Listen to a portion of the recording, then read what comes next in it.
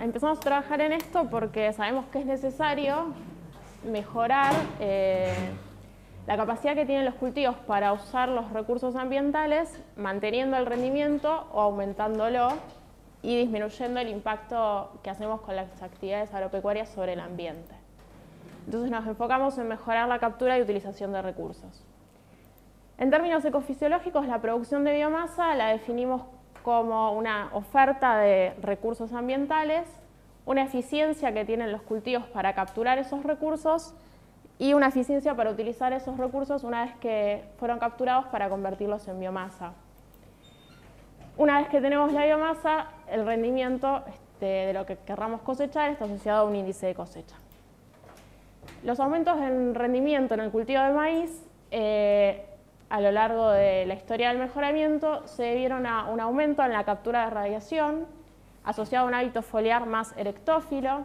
Ese hábito foliar más erectófilo le habría dado mayor tolerancia a altas densidades y a un mayor número de granos. Ese mayor número de granos vino acompañado por una mejora en la partición de biomasa a la espiga, en floración, una disminución en el tamaño de las panojas y un aumento en la producción de biomasa en el ciclo hacia posfloración. Disminuyó la duración de la etapa prefloración y aumentó el crecimiento posfloración. Y un aumento también en el índice de cosecha. Respecto a la relación del número de granos por planta, que está fuertemente asociado con el rendimiento, y la tasa de crecimiento por planta durante el periodo crítico, que en el cultivo de maíz son 15-20 días alrededor de la floración, sabemos que la relación es curvilineal con un umbral por debajo del cual no hay fijación de granos y el número de granos va a un aumento con la tasa de crecimiento hasta llegar a un plató.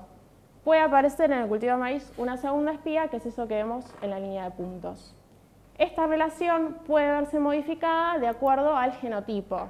Hay genotipos que tienen umbrales más bajos de tasa de crecimiento a partir de los cuales empiezan a fijar granos. Y hay genotipos que a tasas de crecimiento altas siguen fijando granos. Entonces, decimos que existe un umbral por fuente, debajo del cual hay esterilidad de espigas, y que hay una limitación por destinos que está asociada a una restricción en la potencialidad que tiene la espiga de fijar granos. Respecto al sistema radical, la acumulación de biomasa en el sistema radical sigue un patrón sigmoidal, igual que la biomasa aérea, que pueden coincidir más o menos, pero que es mayor la asignación de biomasa durante el periodo de crecimiento temprano. En floración se alcanza la máxima biomasa en el sistema radical y luego esa biomasa se puede mantener o puede incluso durante posfloración ir ceneciendo. Desde el punto de vista del mejoramiento, lo que nos interesa es buscar genotipos que mejoren la exploración del perfil para tener una mayor eficiencia en la captura de agua y de nutrientes. Y lo que nos interesa particularmente con esto es mejorar lo que sabemos acerca de la funcionalidad del sistema radical, porque sabemos poco, queremos ver qué caracteres sería útil implementar para la mejora, si tienen que ver con la arquitectura, si tienen que ver con la anatomía de las raíces, cuál es el control genético de los mismos, qué variabilidad genética hay y qué tan capaces podemos ser de seleccionarlo. Hay trabajos hechos con modelos de simulación. Uno muestra que a lo largo del mejoramiento de maíz en Estados Unidos, el mejoramiento genético habría arrastrado, con el aumento del rendimiento, un sistema radical más profundo que puede acceder a mayor cantidad de agua. Y luego un trabajo hecho también con modelos de simulación, lo que muestra es que un sistema radical más profundo es beneficioso y no penaliza el rendimiento cuando no nos falta agua. Pero todos esos trabajos son hechos con modelos de simulación y necesitamos tener datos de campo para ver qué tan reales. Los experimentos dialélicos son cruzamientos con un n número de líneas en todas sus combinaciones posibles. Si incluimos, podemos o no incluir las cruzas recíprocas, y entonces en un experimento de 6 líneas por 6 líneas podemos tener 30 híbridos si incluimos todo, o la mitad si solo usamos las cruzas directas.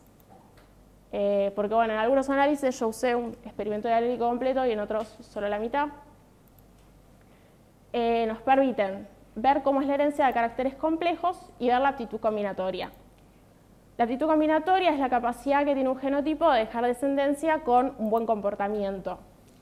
La vimos en aptitud combinatoria general o específica. La general tiene que ver con el promedio de las líneas en combinaciones híbridas y tiene que ver con la acción génica aditiva, el valor que tienen los alelos por sí mismos y no por la interacción con el resto del genotipo del híbrido que van a generar estas líneas.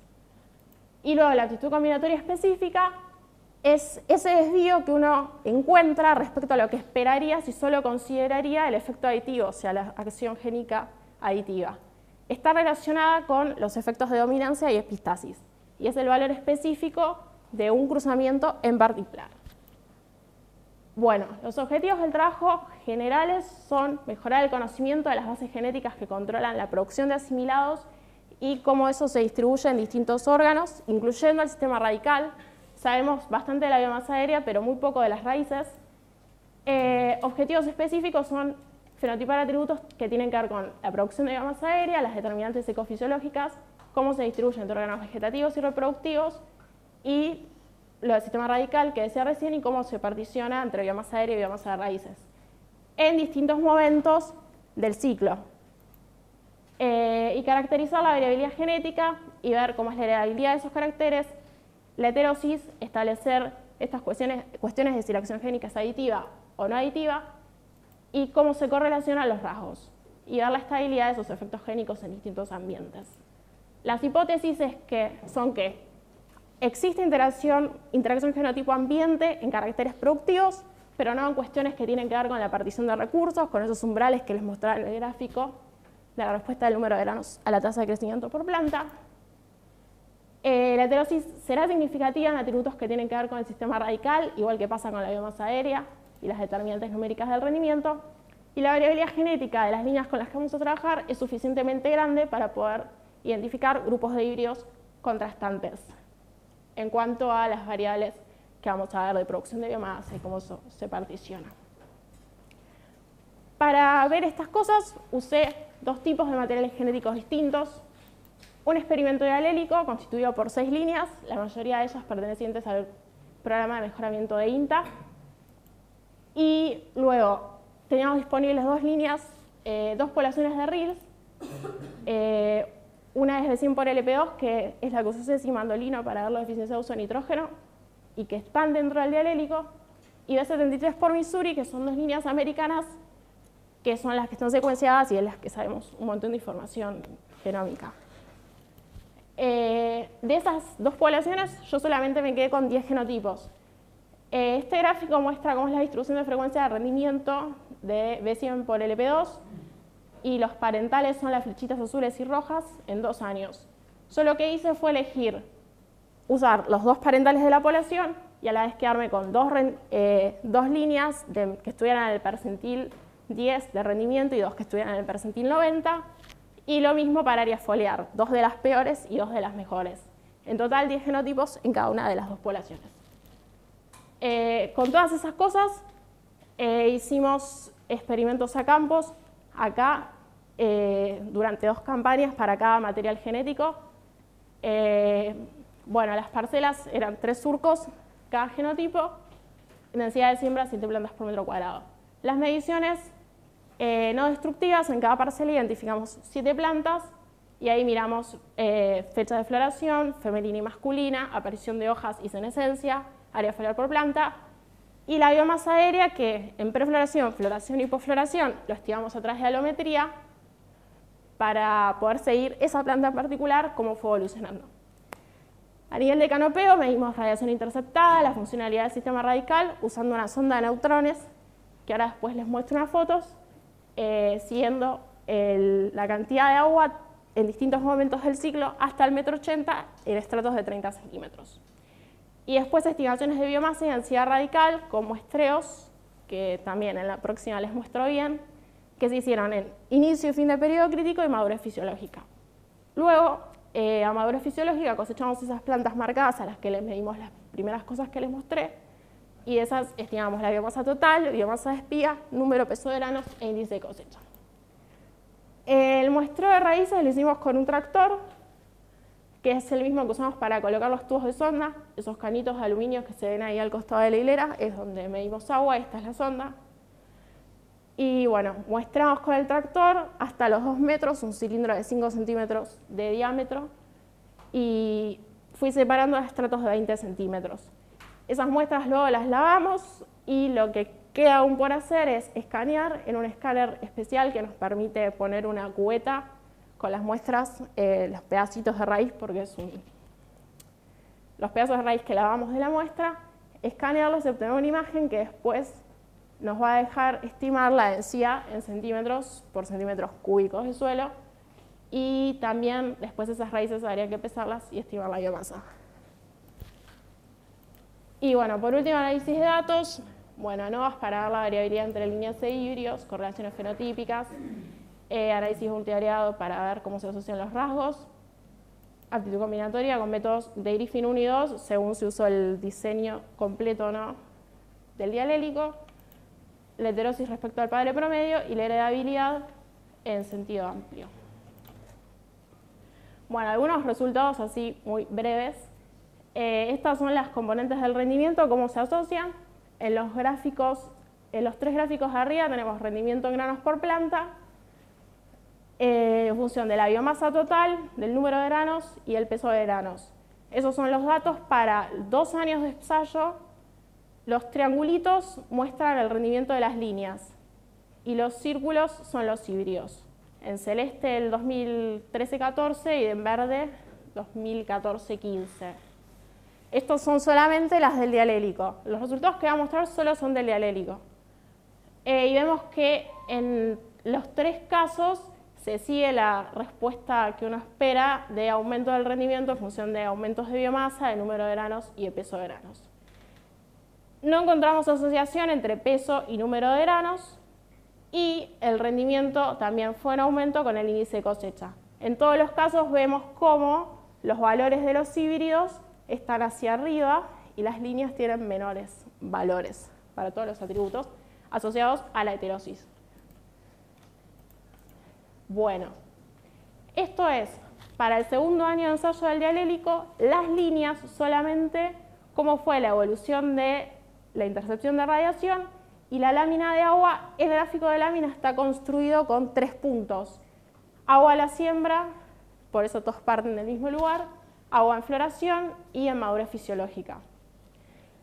De acá lo que hicimos fue identificar 3 líneas que fueron contrastantes para radiación y lámina de agua, y nos quedamos con B100, que es esta roja de acá, que tiene altos valores de intercepción y cae mucho o sea, tiene altos niveles de consumo de agua.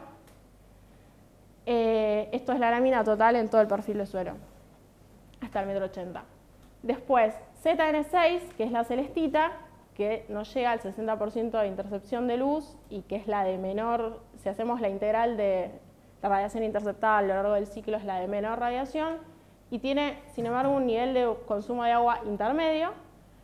Y LP2, que es la verde, que llega a niveles dentro de comparativamente las líneas, tiene buenos niveles de intercepción, pero se cae rápidamente, eso sería como una senescencia rápida. Y que la evolución del consumo de agua vemos que es así como que vive con el agua que le proveen las lluvias, sobre todo en posfloración, ¿sí? De hecho vemos que sube un poquito, no tiene como demasiado consumo de agua. Entonces, bueno, de esas 3 líneas lo que hicimos fue mirar cómo era el perfil de agua en esos 3 momentos y cómo era el perfil de agua de los 3 híbridos derivados de ellas 3. Los gráficos de barra muestran el rendimiento en grano de las 3 líneas y de sus 3 híbridos, la del gráfico verde. Hay diferencia del rendimiento en granos de las líneas, sin embargo, entre sus híbridos derivados no hubo diferencias en el rendimiento. Si miramos los gráficos... ¿No tenés el punto de grano? Sí. Si miramos estos gráficos, vemos la línea roja es el agua que había en el suelo en floración y la verde es la en madurez fisiológica. vemos que Cien siguió consumiendo agua en profundidad, en posfloración. LP2 consume, pero en un estrato intermedio. Y ZN6, en posfloración, casi que no siguió secando el perfil, consumió del estrato superficial. Estos gráficos muestran la radiación, la evolución de la intercepción de radiación, que es lo mismo que estaba en el otro gráfico, todas juntas en el anterior. Cuando miramos los híbridos, vemos que de 100 por LP2 consume más que nada en superficie. Si miramos el cambio, digamos, entre la línea roja y la verde, que sería como el consumo de agua en posfloración, B100 por ZN6 no cambia mucho el agua. No es que no consumieron agua, sino que lo que consumieron fue todo lo que proveyeron las lluvias. Y después, ZN6 por LP2, que comparada a sus padres, que son estos dos, y que en profundidad no tienen grandes cambios de agua, sí consumió acá, ven que cambia, que corre la línea, siguió consumiendo en profundidad en posfloración. Sin embargo, bueno, tienen 3 patrones distintos de consumo del agua del suelo, pero no hay diferencias en rendimiento. Y bueno, como conclusiones, hay variabilidad en los caracteres asociados a captura de luz y de agua. Hay diferencias genotípicas en el patrón de extracción de agua del suelo, independientemente del nivel de rendimiento que alcanzaron. Y hay heterosis significativa para estos caracteres funcionales que tienen que ver con interceptar radiación y consumir agua. Pendiente nos queda aún escanear todas las muestras de raíces, que en realidad es el resultado más interesante, pero el más difícil de obtener, procesar esas imágenes y ver cuál es la densidad. Y bueno, seguir analizando todos los datos. Eso es todo.